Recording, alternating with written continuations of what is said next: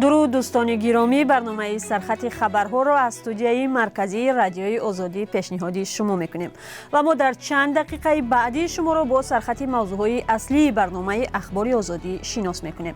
امروز از کشته شدن یک سرباز تاجیک در مناقشه مرزی میان تاجیکستان و قرقیزستان، حمله هوایی روسیه به یک تولدخانه در اوکراین، بالاروی نرخ ارد و مواد دیگری نیاز اول در تاجیکستان و بازم بالاتر رفتن روبل در برابر سومانی صحبت میکنیم.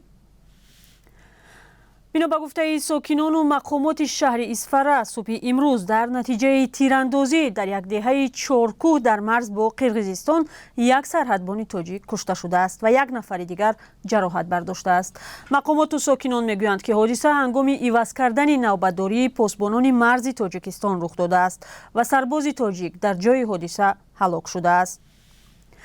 مقامات قرقیزستان ادعا کردند که مرزبانان تاجیک در منطقه‌های حرکت کردند که اجازه نداشتند و برای همین تیراندازی صورت گرفت. همکاران ما در دوشنبه و سوخت حادثه را تحقیق می‌کنند و با رسیدن جزئیات بیشتر شما را در برنامه خبری و در کمتر از 3 ساعت دیگر در جریان می‌گذاریم. در نتیجه حمله هوایی روسیه در شهر بندری ماریوپل یک تولدخانه ویران و 17 نفر زخمی شدند. در این باره مقامات اوکراین خبر دادند و این عمل را امریکا و بریتانیا و واتیکان محکوم کردند. حمله به تولدخانه بعد آن رخ داد که تأسیس گذرگاه‌های امن برای ترک غیر نظامیان از شهرهای محاصره شده اوکراین نتیجه نداد و مردم همچنان در این شهرها به مواد ضروری و محتاج ماندند. رئیس مجلس شهری ماریوپل گفت که حمله روسیه به شفاخانه سبب ویرانی زیاد شد. رئیس جمهور ولادیمیر زلنسکی حمله را بیرحمی خواند. امریکا استفاده زور بر ضد غیر نظامیان را بربرانه نامید. بیننده عزیز، درباره این حمله و دیگر تحولات اوکراین در برنامه خبری معلومات بیشتر خواهیم داد. برنامه تا کمتر از 3 ساعت دیگر تقدیم شما می شود. ضمناً امروز ساعت 8 بیگاه نخستین گروه پناهنده‌های تاجیک را که از جنگ اوکراین به اروپا گریختند به تاجیکستان برمیگردانند. پرواز از لهستان انجام می شود. سفارت تاجیکستان در آلمان دیروز خبر داد که بیش از 300 پناهنده تاجیکستانی را ثبت نام کردند و به کشور آورده می شوند. در تاجیکستان تاثیر و عاقبت‌های جنگ روسیه در اوکراین روز به روز زیادتر احساس می شود و ظاهراً همین گونه ادامه می کند. روز 9 مارس در بعضی از منطقه‌های تاجیکستان قیمت ارد، یکی از سرخریدارترین مواد غذایی، بالا رفت.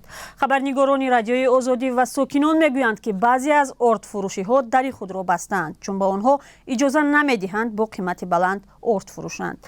همکاران ما برای تحقیق به بازارهای دوشنبه رفتند و برمیگردند و در برنامه خبری میگویند که وضع چگونه است و قیمت ارد چقدر شده است. در تاجیکستان نه تنها قیمت ارد بلکه ارزش بنزین و سالارکا هم بالا رفت. قیمت بنزین نوع 95 در برخی از نقطه‌های فروش مواد سوخت دوشنبه به 12 سومانی و 20 درم رسیده است. پیشتر آن کمی بیشتر از 11 سومانی بود. نرخ نفت در بازارهای جهانی هم روز سه‌شنبه یک باره بالاتر رفت. جهش نرخ در پی تحریم‌های علیه روسیه آغاز شد.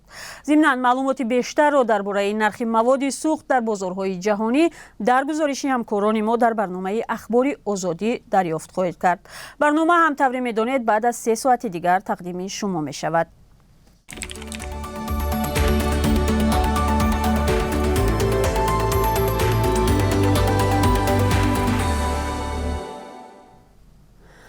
راه دوشنبه چنوق، یکی از مهمترین راه‌های تاجیکستان که مرکز را با شمال می‌پیوندد، همان بسته است.